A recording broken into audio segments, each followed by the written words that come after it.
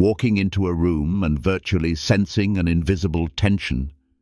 Maybe you've seen someone just give you the cold shoulder with no real explanation at all that spirals you into a self-doubt loop, which can be unsettling and invoke those same questions. What have I done? Half the time, what you did matters very little. They might instead be related to higher order levels of human psychology and social comportment. Tune in to our video where we reveal 9 shocking reasons why people might secretly hate you through the lens of Stoic and timeless wisdom. Come to the end, you will not only learn these undercurrents, but also how to handle them with more grace, promoting inner peace and relationships. Let me set the scene here. You are at a party full of laughter and words. I have been friendly and chatty, laughing at your jokes, even occasionally rolling my eyes in a way that prompts a smile. You know the person, however, out of everyone else in the room, if someone has been glancing over their shoulder with an icy stare, should ask, "I need an answer." That sour taste creeps its way into the back of your throat. Did I say something? Was your eagerness too much enthusiasm? Or maybe, and at the thought that is the sharpest sting, you are not nearly enough. The fire of warmth in that room desperately wants to shut the floor and the ceiling that you are spiraling out into self-doubt. The exception is, their distanced behavior absolutely has nothing to do with you. It is common for these responses to reflect some of deeper psychological and emotional spheres being fought within themselves as well. Meet this timeless wisdom of Stoicism by accepting that we can only control our own or strip the ad of other people's vague struggles. Reason 1. Envy and jealousy. Marcus Aurelius said, "Don't worry about things you do not control." Envy is one of the most debilitating emotions because most of the time it is based upon another person seeing you as the other half of what they feel they lack. Put it this way, your life, professional recognition, personal triumphs, even looking good to yourself has a tendency to reflect back to someone, "Oh, I know a little about myself too." They see in you a part of who they wish to be, but think that is out of reach. What happens instead is that they all roll up in a ball of resentment, feeling that your presence evokes all the bad feelings inside them. Envy seldom makes its way into notable fireworks. Envy sneaks around in most cases, a mean tone, passive-aggressive criticism, or flat-out stating your successes will never show up in life. It is certainly maddening when you just did not do anything to warrant such horrible feelings. Here is the reality. Their envy is a problem for them, not for you. Acknowledging this is a relief. Your emotions are not your fault. You have not caused the feelings others have about their own struggles. This is fundamental to the teachings of Stoicism. Though through all we can control with our actions, thoughts, and reactions. With someone's jealousy, you cannot accomplish anything, yes, but you can master how it impacts you. If their negativity rebounds to you, do not resist it. Instead of perpetuating the negativity quirks of others, embrace them as opportunities to grow more invulnerable. And kindness in the face of envy is also life-changing. You might ease their negativity with compassion and therefore stop their hostility. Nonetheless, this does not mean that you should accept toxic behavior. Setting boundaries is an act of allowing yourself to be treated with dignity. Remember the advice of Marcus Aurelius. The best revenge is to be unlike that person by whom I was injured. Walking your path with honesty you will outshine the destructive side envy. So one of the best Stoic advices, if you experience some envy right away, just think about other people's feelings are not your business. Practice kindness wherever possible, but above all, never at the expense of your own health. Establish your boundary and stay committed to your path. Realize that they feel the way they do is due to external factors. Reason 2. Any misunderstandings are not representing. Even the smallest misinterpretation can turn into enormous resentments after time. Like when you are attempting to formulate your point of view in a discussion, but you say the wrong thing. One and a tone gets misinterpreted, so completely flips the script. There is confusion and potentially frustration in place of knowledge. When we take any small missteps in communication on the path, they can end up creating large emotional roadblocks. And this is the basis of so much human conflict. We all tend to be jerks. It comes from faulty assumptions and a lack of info. We sometimes make false connections between our own insecurities to their words. And that is where one aspect of Stoicism can be so useful. We are in the teachings of Stoicism, and it trains us to stop, reflect, and go about things without getting emotionally affected. Life is none of your concern. Here, Epictetus stresses how control over what we have, i.e., focusing on what is in our sphere of control. Fundamentally, the root of the conflict here lives deep in how humans at our core tend to jump to conclusions. We put forward assumptions based on incomplete data, or we lens the words of others through our own insecurities. That is exactly where Stoicism comes in handy. Stoicism is another way of teaching us to pause, reflect, and look at things in a less emotional manner with all our faculties intact. A good example of this is when Epictetus stressed, "You are not free to any extent so long as your focus stays on what is within your control." Healthy relationships require effective communication as the basis of having healthy relationships. But that is not always what it takes to speak clearly. The openness judges. Genuine listening means ignoring our own personal biases and fully hearing what the other person is saying.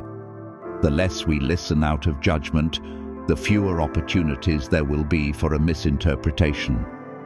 Nonetheless, one also should be cognizant of how you're perceived. Take notice of your tone, body language, and choice in words. A good message is often misunderstood if it is conveyed poorly. If you can take notice of those considerations, you will decrease the opportunities for misunderstanding. Stoicism helps us to extend mercy to others too. People are fallible.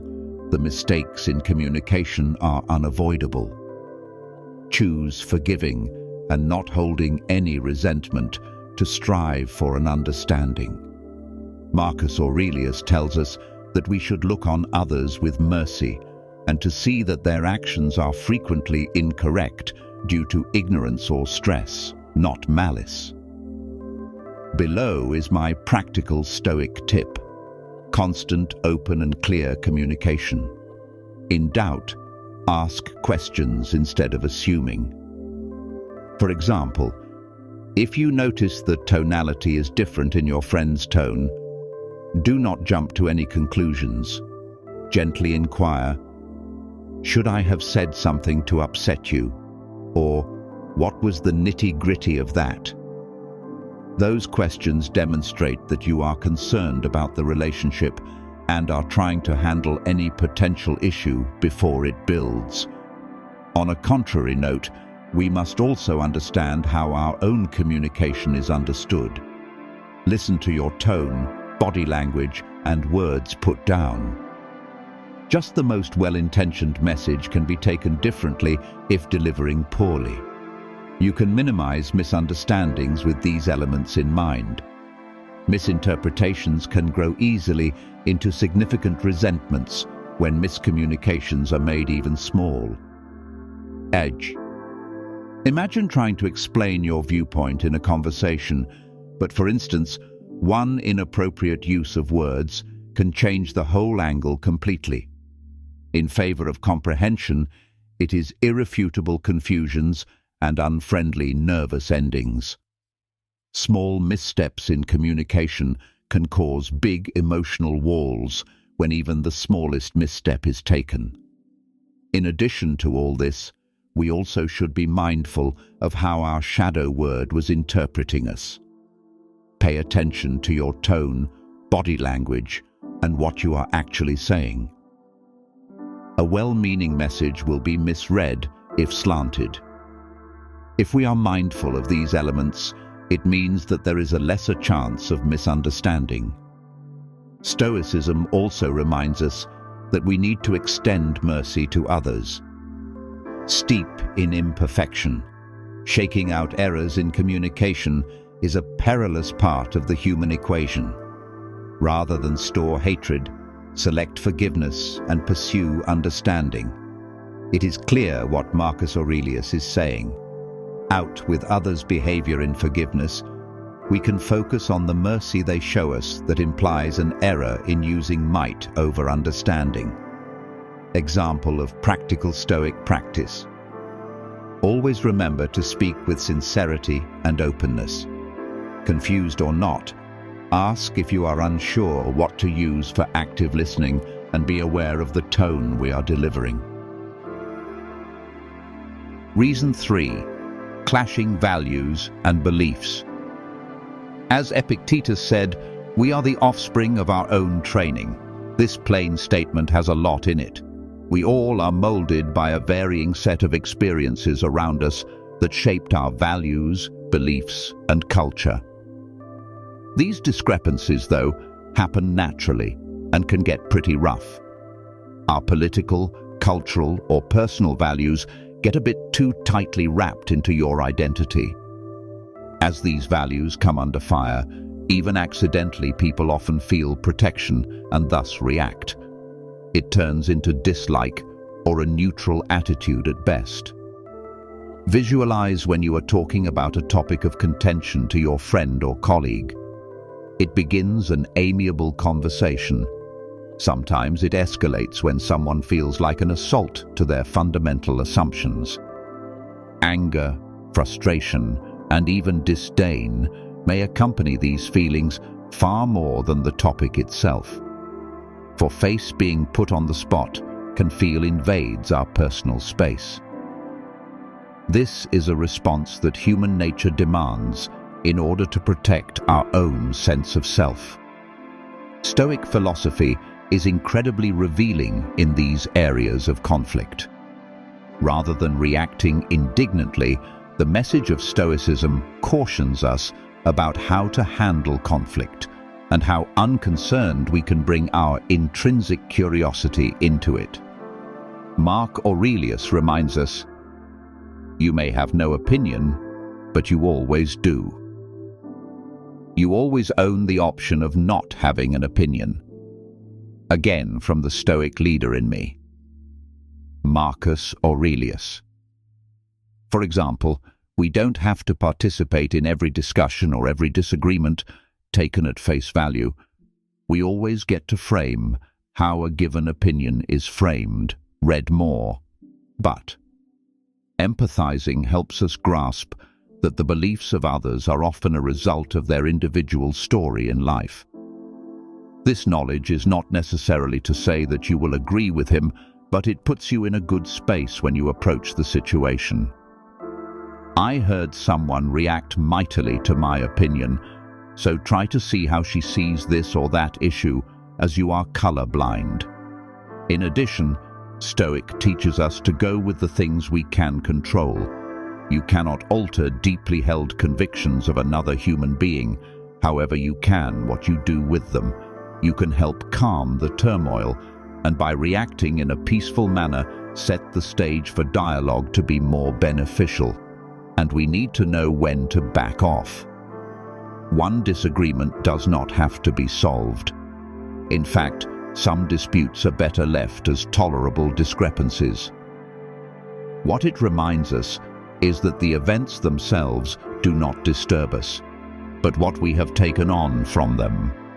This means that when our differences are interpreted by others, we take a step back and do not read them into threats.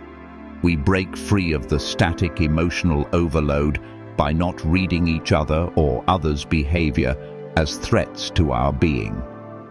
Practical Stoic tip: recognize that sometimes another will have a different view, and that is okay. This difference is what makes the human experience richer. Ask questions like, what prompted you to arrive at this conclusion? Or, how did your experiences inform what you believe? Empower conversation instead of the previously unwanted division. Reason 4. Gossip and the butterfly effect of rumors. Rumor spreads as wildfire, usually with it defiling the truth and leaving a mess of misconceptions and mistrust behind. Now, to keep things interesting, just let me paraphrase with your same crowd, out circulating a fabricated or magnified story about you. It has been forwarded, embellished, and now heavily believed by many without giving you a chance to speak. This is very infuriating and cruel, as gossip serves to magnify who you actually are. Rumors have a lot of power in how they are very emotional and feed people's beliefs. That a lone accusation or misunderstood action rebounds on you so much as to make everyone of your once neutral or friendly acquaintance into a skeptic, if not straight out an enemy. Curiosity and negative fall in the happy marriage of gossip, making it thrive, being the justification of entertainment at the cost of someone's reputation. The worst thing to do in such a case is the Stoic life. So Marcus Aurelius directs us not to waste our energy wrestling with what is outside of us, but focus on being a good person and doing good deeds. Remember to stand your ground on the gossip and maintain your trustworthiness. You have no power to choose what other people believe about you, but you can choose how you act so that your behavior corresponds with what you believe. Over time, your consistency and honesty will just be too much to hide behind all of those not-so-pretty lies. I think the hardest part about dealing with rumors is staying off the trigger to hate. Reacting emotionally or actively, refuting every insinuation will only serve to send the gossip her way. Instead, employ the Stoic ability of not taking it personally.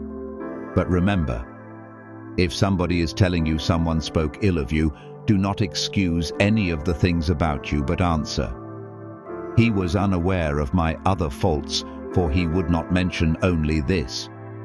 One can choose to use this as a status bar and take the rein in one's own, winning the battle against the noise that surrounds so much noise, the real important.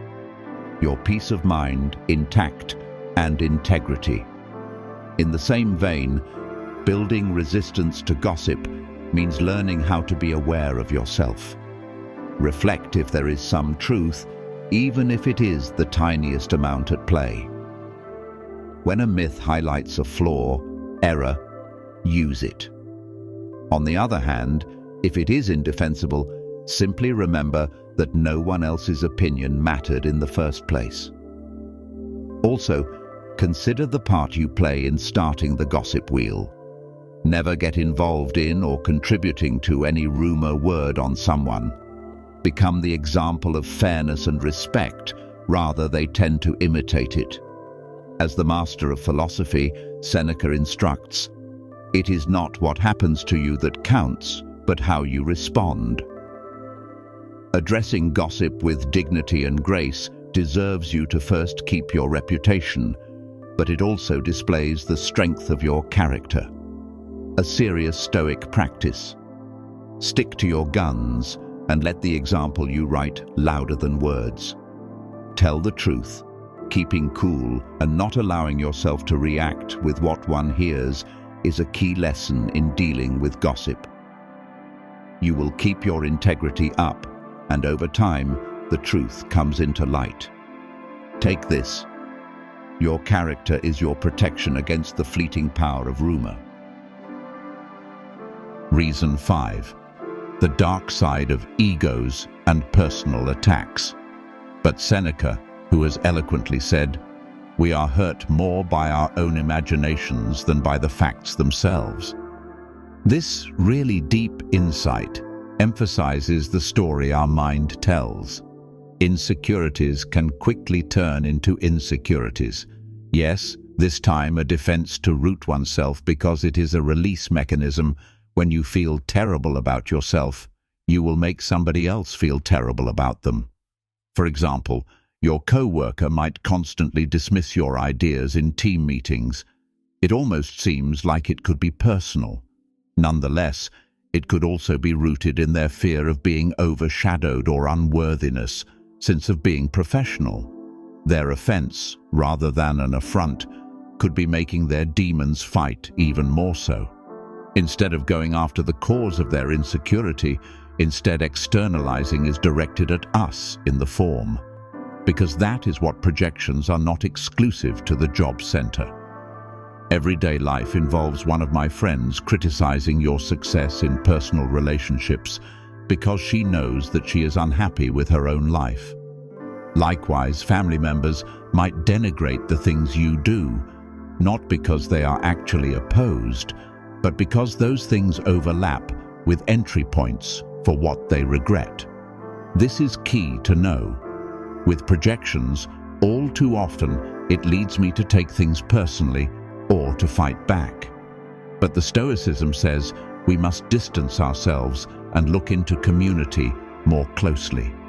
For example, Marcus Aurelius says, "When anything out there jar you, the hurt is not of the thing itself, but in view of it, and you have a capacity to alter that." For example, in the case of projections, if you figure they are a reflection of someone's struggles, then it means others' actions are mirrors of their inner turmoil. The bridge between the two is often understanding pain instead of confrontation, which can be transformative. Refuse to take what they say personally. You will never release their emotional charge by internalizing it. If the words your friend says hurt, respond with, "I think there is something that bugs you. Would you like to discuss?" Inciting this line of deeper communication and proving that you will not allow bad vibes to dictate your answers. And giving boundaries is important too. Yes, you need compassion, but saving your emotional health comes first. Distance, insofar as someone keeps perpetuating their own insecurities to you without seeing how sensitive this can be. The only thing is that your peace of mind is priceless and needs protecting. Lastly, reflective practice is one of the most powerful things too. Check in with yourself and ask if their comments are not just based in truth, or are you perhaps making room for their projections? Set self-protective boundaries and use confrontations for times of implementation. Reason 6. Lack of empathy. Empathy is typically described as the stone of all healthy human connections. Without it, misunderstandings can run wild and people may misconstrue your actions or intentions, causing others to hold a grudge against you. You are attempting to offer help for a colleague, but see your gesture as more condescending than helpful. Or you might give them your honest opinion, only to be twisted into an attack. A closely spaced kick with zero empathy is not always malicious. Occasionally, people sink so low in the well of their own problems and feelings of insecurities that they cannot see others over it. This level of self-focus provided them the periscopes through which they view everything and warp the intentions of others. It tells us what to do when we step above this, and that is simply the art of understanding, even when not reciprocated, by practicing Stoicism. It is the second animal in saying, we have 2 ears and 1 mouth, so that we listen twice as much as we speak. Active listening is potentially one of the most powerful ways to become more empathic. When we actually listen to what people are saying, the words and the delivery, the tone and the emotion, it says to them that we respect them and that you indeed do know their experiences. Such a small action diffuses tension and promotes respect. It also includes being able to put yourself in the other person's situation, even if that is difficult. Picture your friend getting mad at you out of nowhere. Don't respond defensively. Think of the life that they might be going through instead. Are they stressed out, exhausted?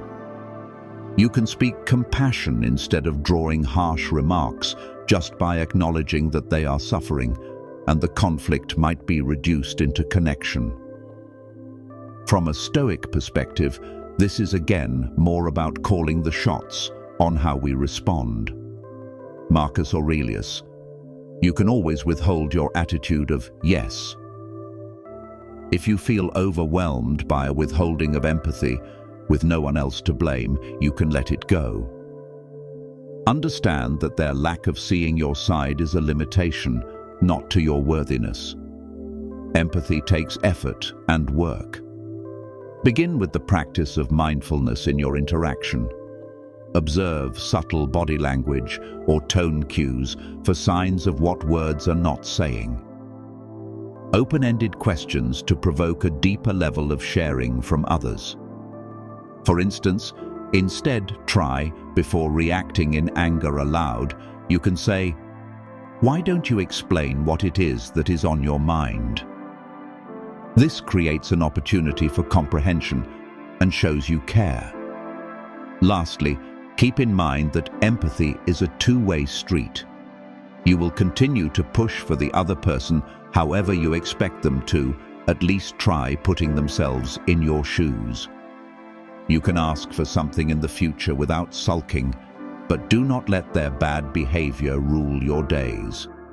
Stay your own virtue and make the choice to be kind or be patient with whatever response others give. Active listening and understanding. There, with practical Stoicism. Be conscious of the other's shoes. Keep in mind, empathy creates pathways and not walls. It is a demonstration of yourself, not your lack of it. Reason 7. Competition or rivalry.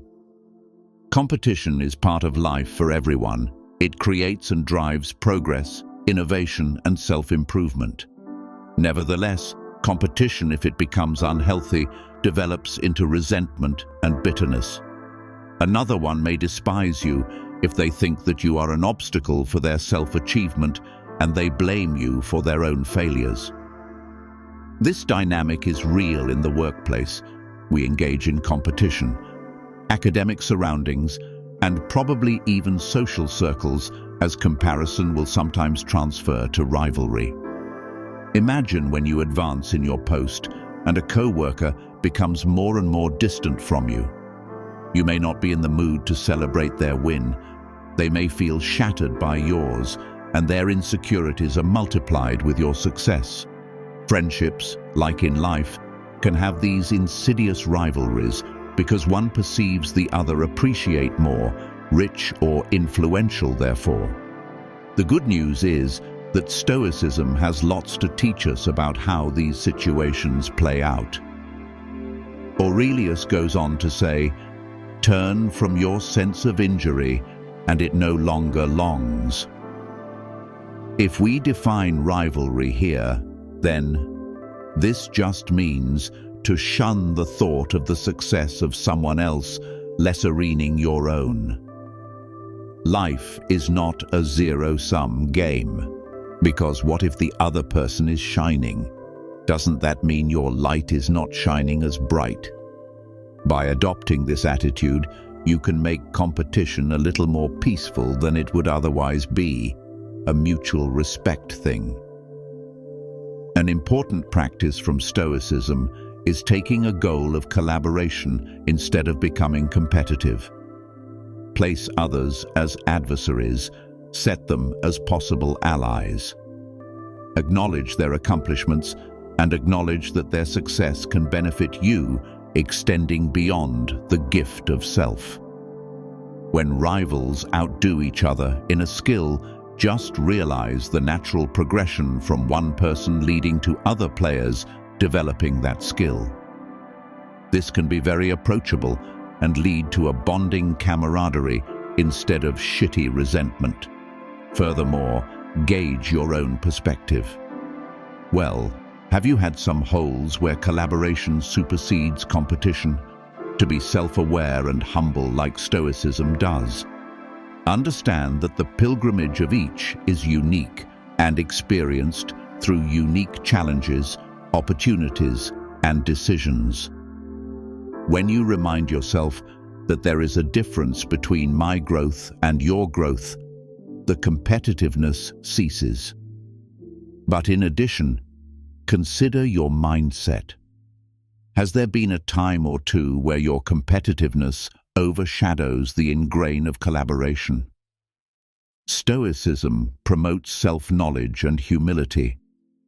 Remember that the journey of every man is different, made up of a unique set of difficulties, pitfalls, and creations. Instead of comparing yourself to others, emphasize your own growth and values. Last, and most important, be grateful, and you will notice the gratitude. Take the time to be grateful for your opportunities and successes, and do thank the people that supported me. Gratitude cannot save, as it reduces the feeling for rivalry and cultivates the sense of abundance. Seneca put the same idea this way: "Not the man that hath much, but the man that craves much is a beggar." Cultivating contentment breaks you out of the toxic game of competition. You should live in the real world on that one. Practical Stoic tip: celebrate completive behaviors by allowing others to shine without jealousy, and serve as an example for constantly approaching competition as opportunity. Collaboration and collaboration orientation piece. Cultivate humility in the face of rivalry, and you will remember that one boy's glory does not diminish that another's. Also, see what your opinion is. Any areas where you give into competitiveness to ignore collaboration. Stoicism promotes self-awareness and humility. Everyone's journey is a unique one, made of different trials, opportunities, and choices. Focus on avoiding the comparison versus embracing your own growth and values. And finally, remember the blessing. Appreciate the opportunities and triumphs that have stacked to your favor. Be thankful for the companions who uplifted you.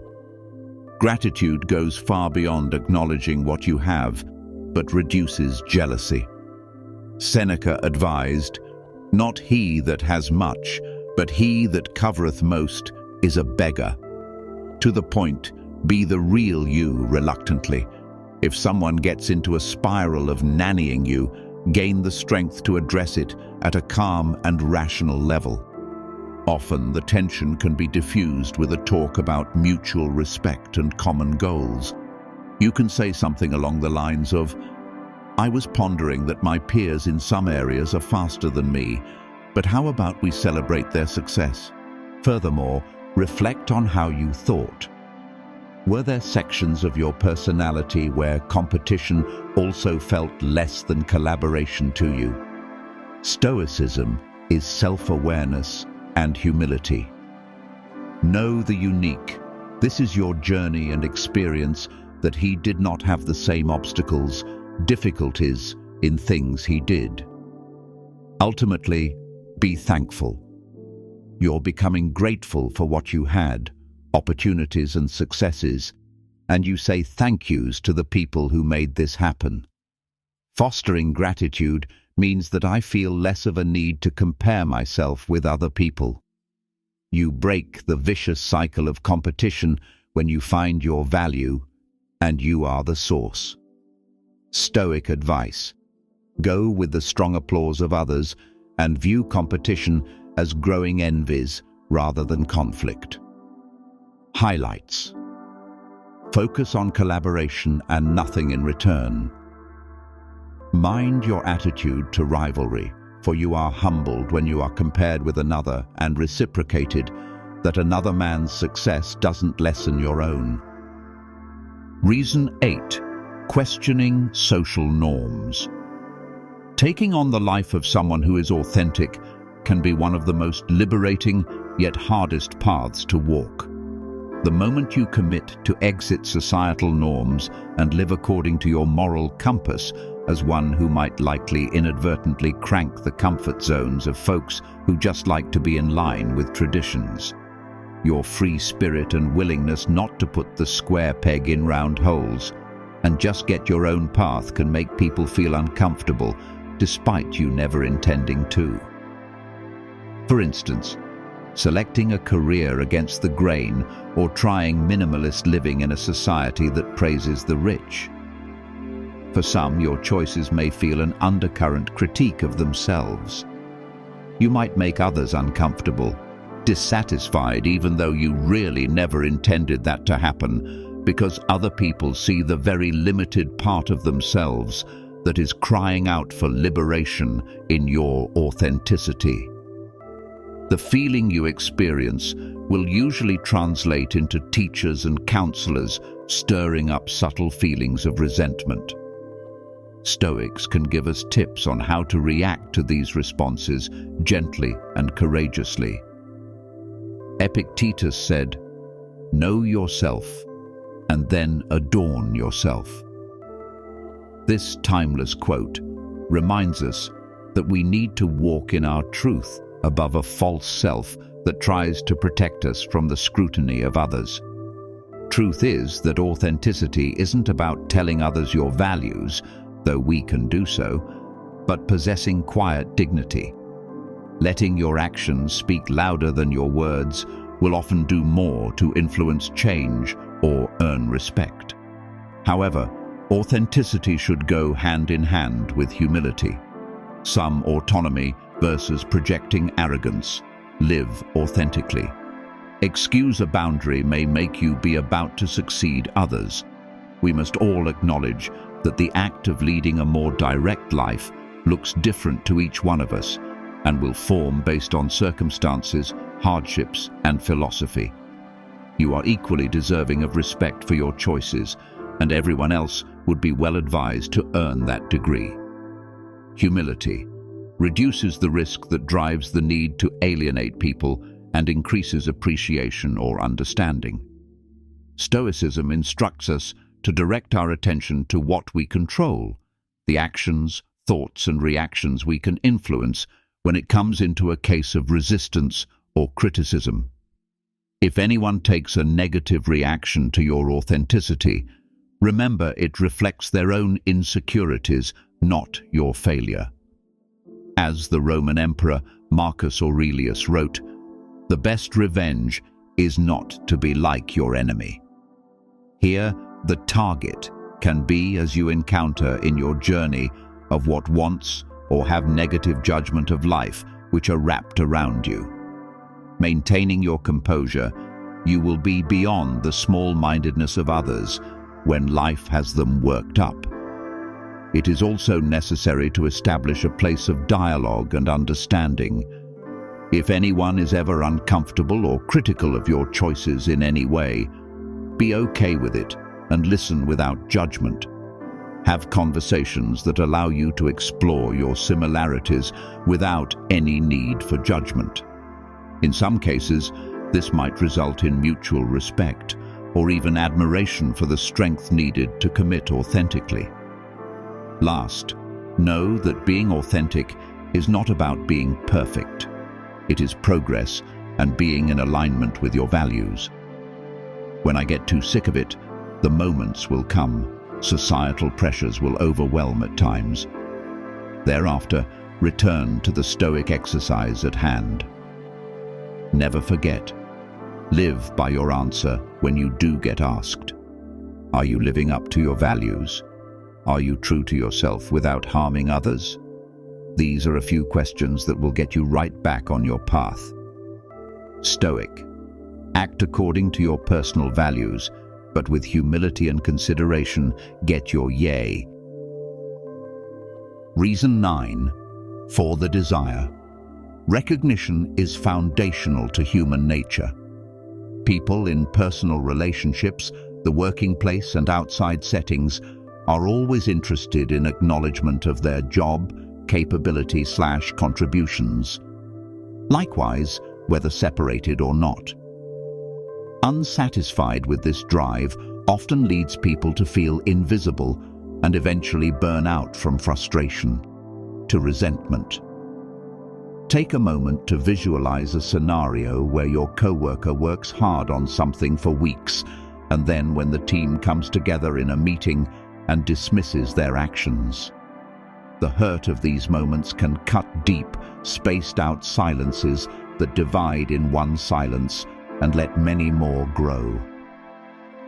Our psychology is deeply a part of this need for validation.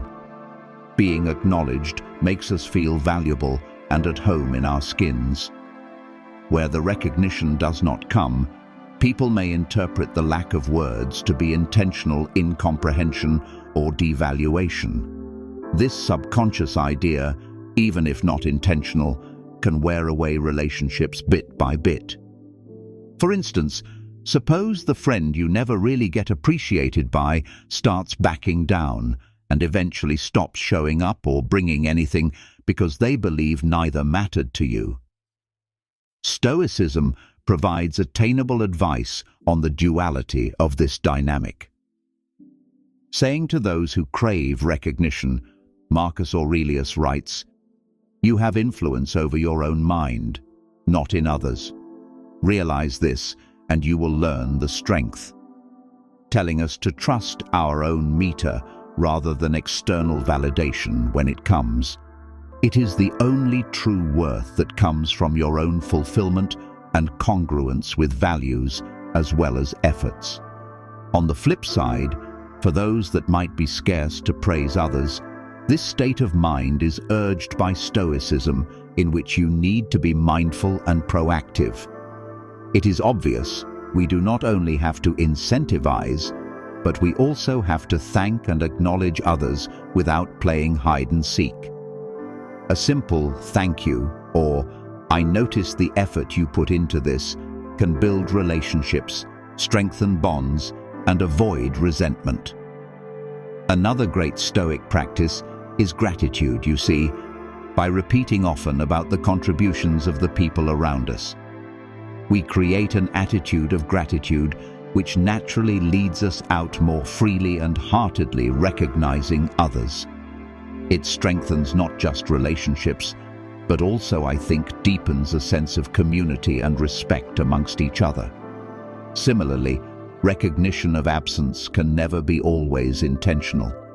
People's lives are already so busy, their plates are really so full. If we practice forgiveness and believe in the best of people, we can keep neglect from causing us pain. Sometimes it may be the most difficult thing to do, but when feeling neglected, I find expressing my thoughts in a calm yet structured manner very useful. A powerful Stoic practice is gratitude. By constantly looking at the good things in different people around us, we develop a gentleness so that it naturally flows in recognition more often. This not only strengthens relationships, but establishes a bigger sense of community and respect for the community. And you can never predict how the other person is going to feel about you. However, you can control your response. First and foremost, stay grounded and be kind. And beyond all else, choose to remain pure. Have you ever experienced someone's unexplained hostility? How did you handle it? Share your story in the comments below. Let's build a community of understanding and growth. Don't forget to like, subscribe, and hit the notification bell for more insights inspired by Stoicism. Together, we can navigate life's complexities with wisdom and grace. Goodbye for now. See you at the stiff calm.